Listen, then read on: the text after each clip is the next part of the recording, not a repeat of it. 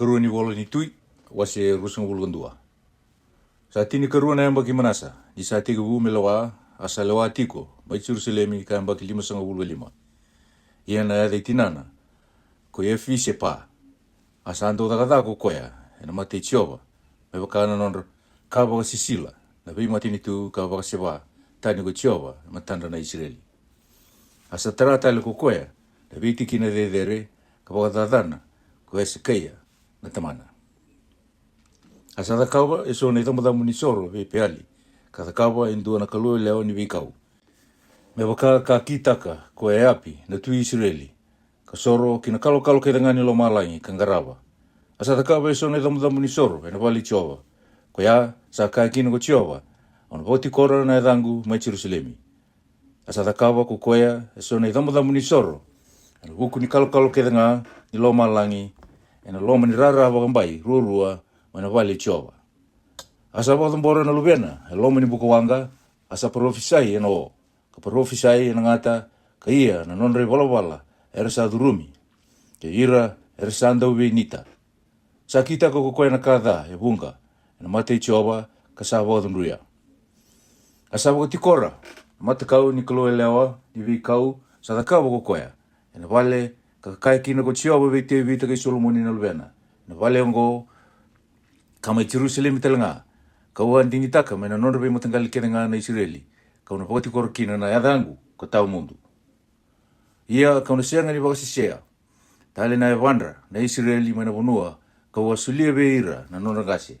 Te waka e rasa wakambauta, me rada kawa na ka ngā ka ua worote ve ira, ke nei woro ngā, ka worote ve ira ko Mosesi, na nungu talatala, ara na seanga, ngā ni wororongo, asa wakatalai ira, ko manasa, me rada kawa na kada e liu.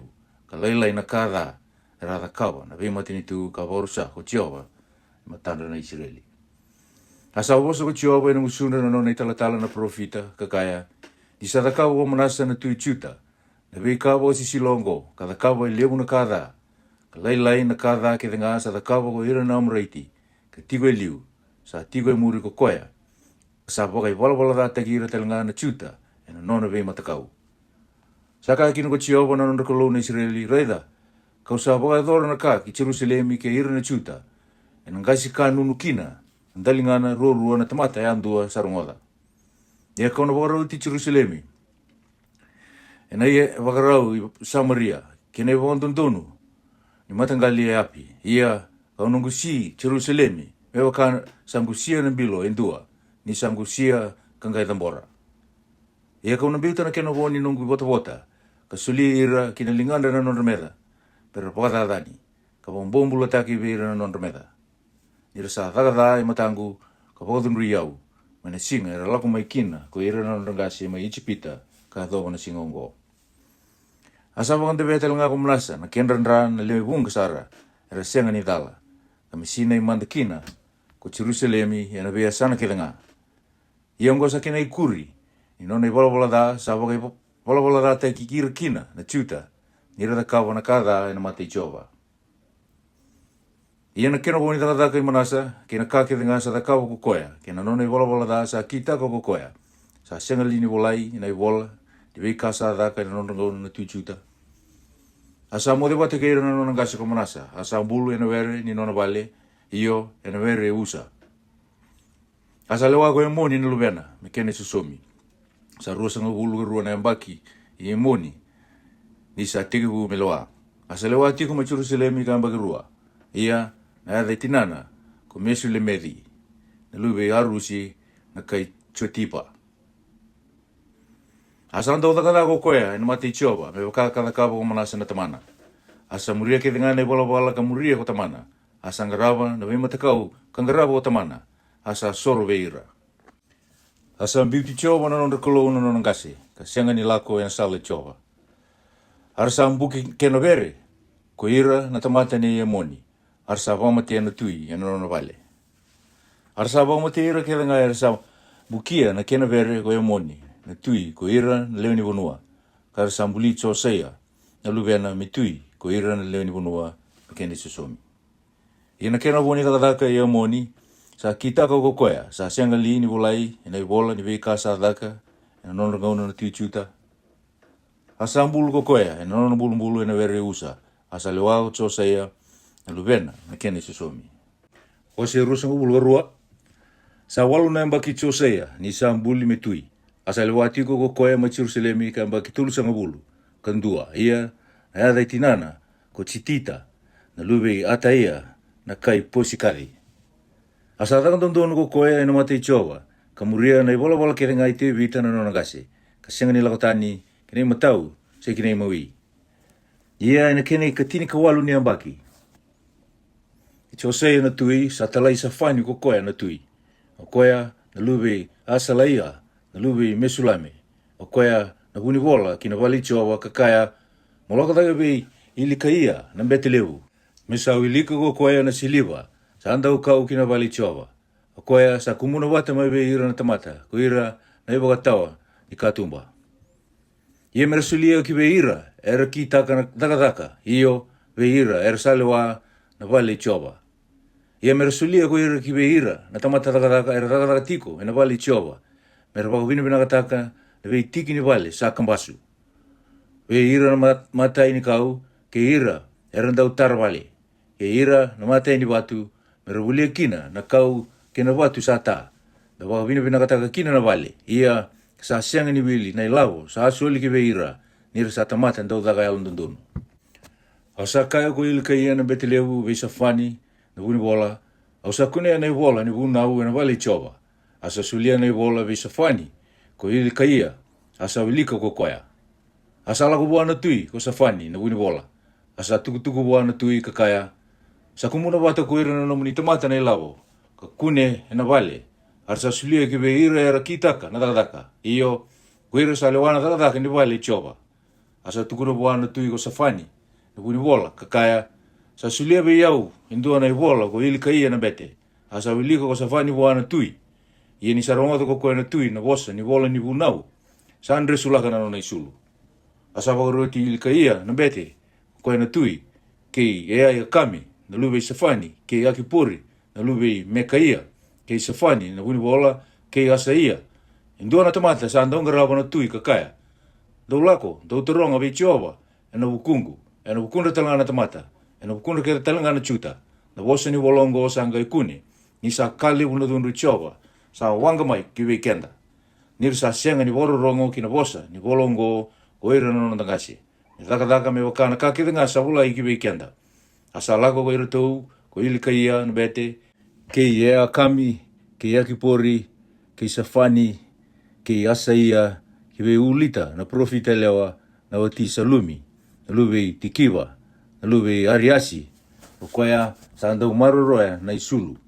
Ia sa tiko ko koea mai Jerusalemi, na kene karua ni asana. Artau sa vewo sakikaya. Asa kawiru tau koea. Sa wosa wakongo ko Jehova na nuna kaluna Israeli ndo kai buana tamata. Sa talai ki mdo mai we yau. Sa kai wakongo ko Jehova. Raida. Kauna wakaya dhora na dha. Kina tiki nongo. We ira talanga ere tiko kina. Iyo. Na wosa keda nga ni wola. Sa wilika woti ko tui chuta. Nira sa mbiuti au. Kasa wakama. Na kambo minaka kina kalautani eso. Me waudunru yau kina. Ena dhaka keda nga ni lingandra. O koea na wanga kina na nongo dhunu, kina tiki nongo, kana sianga ni mboko. Ia, dau kaiwa ana tui chuta, o koea ka talai kimundou, me tarungi Jehova. Sa kaiwa kaunga o Jehova na nona kalona Israeli, na huku ni wosa ko sa rongoda, ni na malumulumu na lomu, ka ko sa waka malumulumu taki iko, na mate Jehova, ni ko arongoda, na kakawa kaya, na huku ni tiki nongo, na bukunda talinga, tiko kina. Ka mera waru sai, ka wakatonaki, mera dha, niko san resulaka talanga na nomu sulu ka tangi matangu au sa waronga diko talanga ko iau asa kai o Jehova. Raida na buku ni kaongo au na kauti ko yani ki na ira na nomu ngase ia kona kau na boka dengu ki na nomu mbulu ia na senga ni raida na matamu na kada ke nga kau na boa dora ki na tiki nongo artau sa lagi tukuna ve ko na tui na wosongo wasi rusubulo tolu asa tala ko ko na tui sa songo ni wata wa ko ira ke nga ngasi ni chuta ke Jerusalemi. Asa lako dake ki na wali Jehova ko koe na tui ke ira wata kaya na chuta ke nga ke ira ke nga na ke Jerusalemi. Ke ira na bete, ke ira na profita, ke ira ke nga na tamata. Ko ira na lalai ke ira na turanga asa wi lika na dalingana na wasa ke ngani wola I vela lati sa kune e na wale chova. Asa tu e na tu na tui ka kitaka na vela lati e na mate chova. Nira na muri chova ka bauta na nona boro ke na nona hunau ke na nona ilesi e na lomanda tau doko ke na londa tau doko. Nira na baka taunde itaka talanga na wasa ni vela lati ongo sa volai na I wola ongo. Arsa baka ndine ni taka na vela lati ko ira ke ngana tamata. Asa baka roti ili ka ia na bete levu ke ira na bete lalai ke ira era baka tawa na katumba. Koea na tui mera kauta tani mai na vali chova na ia ke ngana sa ngarabi kina ko peali. Kina kalue leo ni wikau. Na kalo ke ngani lo malangi asa baka ma mai na imbili Jerusalemi e na vewere mai kitironi. Asa kauta na ken rausa ki pedeli. Asa baka uti ira na bete baka te woro ko koea. Ko ira karelesia na tui chuta me baka ma na kambo I vinaka e na vitiki na dedere e na ve koron chuta ke na ve vanua sa waliti Jerusalemi. O ira talanga ira baka ma na kambo I vinaka ve peali ke na matani singa ke na hula ke na kalo ndau lako ke na kalo ke ngani lo malangi. Asa kau tatani na kalu leo ni ve kau me na vale chova ki taundaku Jerusalemi ke na udi wai ko kitironi ka baka ma na udi wai ko kitironi. Ka waka buru me taka me tau wata kina kubu ningele, kambiuta na kena kubu, kina ndela ni nonre bulung na luvendra na leo ni vanua. Asamba sura kasombu na nonre vale era vala waka sitoma, kasa tubo leka kina vale chova. Kasa talia mai kina, ko ira na leo na isulu so, kina kalu leo ni vikau. Asa kau tatani ko koe na bete kita nga, maina vi koro chiuta, kabaka vela ataka, na veitikina dedere ra waka makina na kambo vinaka koira na bete. Mai kipa, kayado, kipieri sepa. Kambasu raga sombu, na veitikina dedere, mai na mata ni koro, sa tu mai na duru, kina mata ni koro na Joshua, na tura ni koro, sa tu, kina imawi ni mata ni koro. Yesa asenga ni lawadake koira na bete ni veitikina dedere, kina itambo ni soro ichoba, mai Jerusalemi. Arsa kania nga na mandrai sa asenga ni wakaleveni, na kendra liwa na wekandra. Asa wangelengele otaki to fedi kukoya. Mana nondon Buddha na luve nomi. Me kaku kina na tamata me bota mbora na luve na tangane se na luve na elewa. Loma ni buka wanga vei moleke. Asa kau tatani na wose. Era bota mbora kina mata ni singa ko ira na tuichuta. Maina duru kina vale chova. Ka voleka kina vale ineda ni meleki. Na mata ni ponua. Sa tu mana bili. Asa baka maya na buka wanga ng gingi. Sa baka tambori kina mata ni singa. Kasama basura ka sombo na tui na tambo ni soro. Sa tu may nandalan tambo ni vale. E dhake ie asi. E rada kawa na tui chuta. E na tambo ni soro kada kawa ka manasa. E na rara baka mbai rurua ni vale chova. Katalara sombo may kia. Kambe uta na kenra kuhu. Kina udhiwai ko kitironi. Ia sa baka ngengele otaka. Na tui na veitikina dedere sa tu e na mate Jerusalemi. Kina matau ni ulu ni vanua ni vei wakadalai kada kawa Solomoni na tui Israeli vei asi toredi na nonra kawa sisila na kaisa itoni vei kimosi talanga na nonra kawa sisila na Moapi kei Milikomi na nonra kawa sisila na lui vei Amoni. Asa musu kokoya na vei matakau kata sombu na vei kalu elewa ni vei kau waka sinaita na nonra tikina na sui ni tamata. Ia na itambo ni soro talanga mo ipedeli kena tikina dedere kada kawa ko chero puami na luve ni pati. O koea, ka wakai bolo data kira na Israeli. Iyo, na itambo ni soro koea, kena tikina dedere, sa ambasura ka sombu ko koea, ka waka ma, na tikina dedere, ka waka burume me ataka, me kubu ningele, ka waka ma na kalue leo ni vikau. Asa vuki ko Josea, ka kunia na bulu sa tiko mai ka, mai na ulu ni vanua, asa tala ki ko koea, ka kauta mai na sui, mai na bulu, ka waka maa ina ndela ni tambo ni soro. Ka waka ngelengele otaka, me waka na wose chova, ka tukuna na tamate ni kalou, o koea, ka tukuna liu na vei kaongo. Asa ka ko koea, ay bulu da maongori, ka usareida. Arsa ka waka kuira na leo ni koro, na bulu ni tamate ni kalou, o koea, ka alago mai chuta, ka tukuna na vei kaongo, o sanga da kawa, kina i tambo ni soro mai pedeli. Asa ka ko koea, do leiwa nga, me ka kua na tamata me awalata na suina. Arsa leivo na suina, kena sui ni profita kalako mai Samaria. Asambi tatani o Josea, na vei wale ke talanga ni vei tikina rere, e na vei koro mai Samaria, e rada kawa ko era na tu Israeli, pe dunru kina ko Jehova. Asa kita ka kina me bakana ka ke ka kita ko koya mai pedeli. Asa va mate ira ke na bete ni vei tikina rere, ka tiko mai kia, e ndela ni vei dambo ni soro, ka waka ma indelandra, na suini tamata. Asa lesu tale ke Jerusalemi. Asa va tira na tamata ke na tui ka kaya. Do ia na kanawata ni lago si via vichova na mundo kalou. Me wakasa wala ina i vola ni vea la tiongo. Sa senga waga indina ni daka indua na kanawata ni lago si via. Me waka ongo ma na nondra ngau na turanga ni loa. Kare loa ira na Israeli. Se na nondra ngau na kedenga na tu Israeli. Se na tu Juta.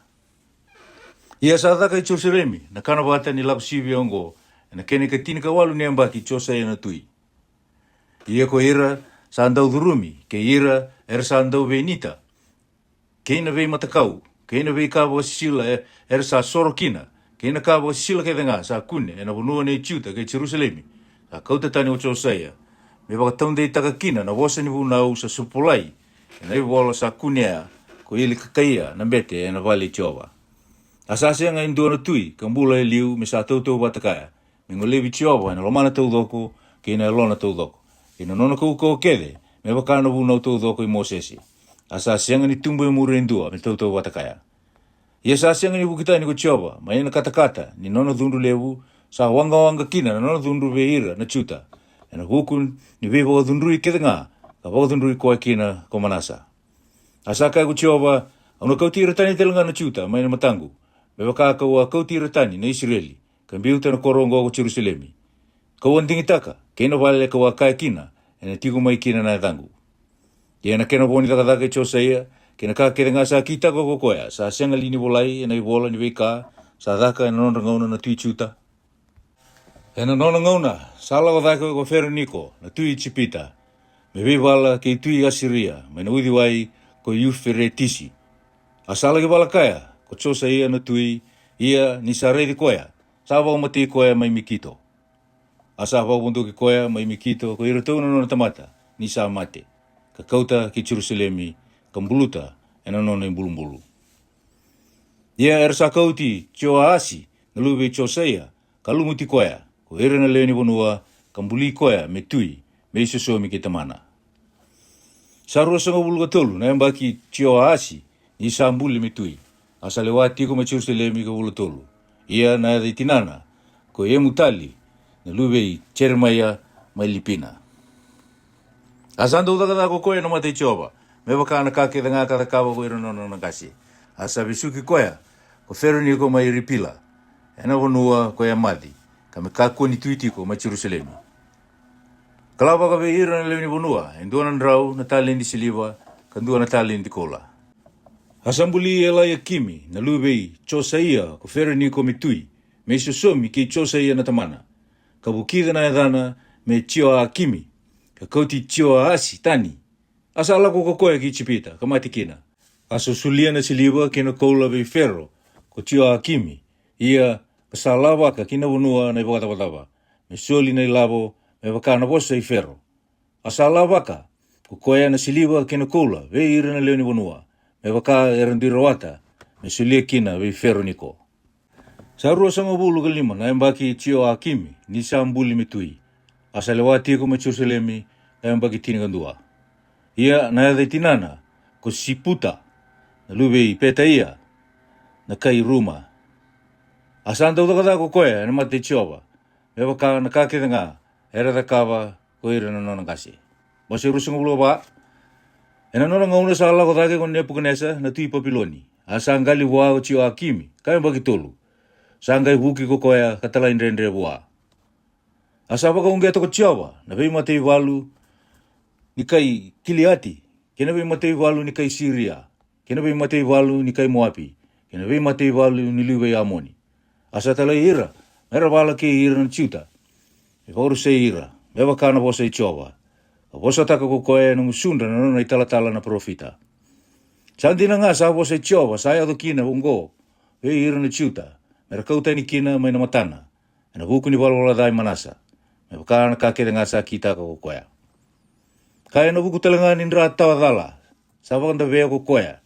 I sa wakasina iti Jerusalemi na ndra tawadala. Ia na kaongo sa asenga ni viang buluta. Ko Jehova. Ia na kena bonita kataka Jehova Akimi. Kena ka kere ngā sa takawa ko koea. Sa asenga lini volai. Ia na iwola ni veka sa adaka. Ia nono ngona na tuichuta. Asa mo de wate ke ira no ngasi ko Jehova Akimi. Asa lewa ko Jehova Kini. Na lubena. Me kena isusomi. Asa senga tala ni lako mai ko koea na tui chipita. Mai na nona bonua ni sa kautatani ko tipu Papiloni. Na bonua kere ngā sa nei tui chipita. Mai na udi wai ni chipita. Kayado ke na udi wai ko Iferetisi. Sa tini ka walu na yambaki Jehova ia kini. Ni sa tiga bu meloa. Asa lewa tiko mai Jerusalemi ka bulatolu. Ia na yada itinana. Ko New Sita na lubei. Eli nedani na kai Jerusalemi. Asa andau takata ko koea na matei Jehova. Me waka na kaketa ngā ka kitaka ko tamana. E na ngauno koea, era sa alako taka ki Jerusalemi na tamata na Nebuchadnezzar na tui Papiloni. Asa ambuku na ruan ni koro. Asa alako mai me kambana koro ko Nebuchadnezzar na tui Papiloni. Asa ambuku na ruan ni koro ko ira na nona tamata. Asa adurea ni vei tui Papiloni ko Jehova Kini na tui Juta o koea ke tinana ke ira na nona tamata. Ke ira na nona tamata turanga. Ke ira na nona turanga lalai. Asa tauri koea ko tui Papiloni e na kena i kawalu ni ambaki ni nona lewa. Asa kau tatani mai kia na iau kena ngā mai na wale i Jehova. Kena iau mai na wale ni tui. Ka tamusuka na ia kula kena ngā katakawa ko Solomoni na tui Israeli e na wale i Jehova. Me wakaka kai ko Jehova. Asa kau tireani na kai Jerusalemi kena ngā ke ira na turanga kena ngā. Ke ira kena ngā na tamatei walunganga. Iyo na bombula e le tini na undolu. Ke ira kena ngā na matai. Ke ira na matai ni kaukamea. Sa sianga ni voa indua. Ko ira ngā na leoni vonua ersa ndraundraua. Asa kau ti Jehova Kini i Papiloni. Asa kau ti ira bombula na tinana na tui. Ke ira tau na watina na tui. Ke ira na nona turanga lalai. Ke ira ka ua siwi. E na vonua mai Jerusalemi ki Papiloni. Ia ko ira kena ngā na tamatei walunganga e leo vitu na undolu. Ke ira na matai. Ke ira na matai ni kaukamea. Len dua na undolu. O ira kena ngā ira kaukaua meanga e nai walu. Iyo sa kau tira bombula ki Papiloni. Ko koea na tui Papiloni. Asa lisia ko koea na tui Papiloni. Na te di tamana ko mata na ia. Me tui me kena isusomi. Asa bukida na edana me wakaedani ngā ko sete kaya. Sa rua sanga bulu undua na yamba ki sete kaya. Ni sa tiga bu me loa. Asa lewa tigo ma Jerusalemi ka yamba ki tini kandua. Ia na yada itinana ko ye mutali. Na luwe i Jeremiah na kai lipina. Asa andau takata ko koea na matei Jehova. Me wakana kaketa ngā ka kitaka ko Jehova Akimi. Asa yadu kina be Jerusalemi ke Juta na thunru Jehova. Asa beauty iratani kina e matana. Asa mbese o sete kaya ingarawa tiko na tui Papiloni. O se rusubulu lima. Ia na kene kadio ni ambaki ni nona lewa. E na kene katini ni vula. E na kene katini ni singa ni vula. Sa lagu mai me kambai Jerusalemi. Ko Nebuchadnezzar na tui Papiloni. O koea ke ira kede na nona i walu. Arsa laki tiko bagai walu mai kina. Ka tarana vi vale ni walu. Waka boli-bolita. Asa ambuku tiko na ndua ni koro. Kaya dhoba na kene katini kandua ni ambaki i sete kaya. Na tui. E na kene kadiwa ni singa e na ikawani vula. Sa ka lewu na viakana e na koro. Asa asianga na kakana ve ira na leo ni vonua. Asa mbasuki na koro. Asa andro e na mbongi. O ira kede ngana tamate i walu. E na sala ni mata ni koro. E na madhawa ni mbai rua mai na nona were na tui. Asa lako e ni na sala waka ki na Buddha. Ia ko ira na kai kalitia. Ere sa tiko waka buli na koro. Asa lako na tui e na sala ki na Buddha. Ara sa didimuria na tui ko ira na nona rivalu na kai kalitia. Ka vaudi koea e na Buddha mai Jericho. Ara sa waka si seitani bua ko ira keda ngā na nona rivalu.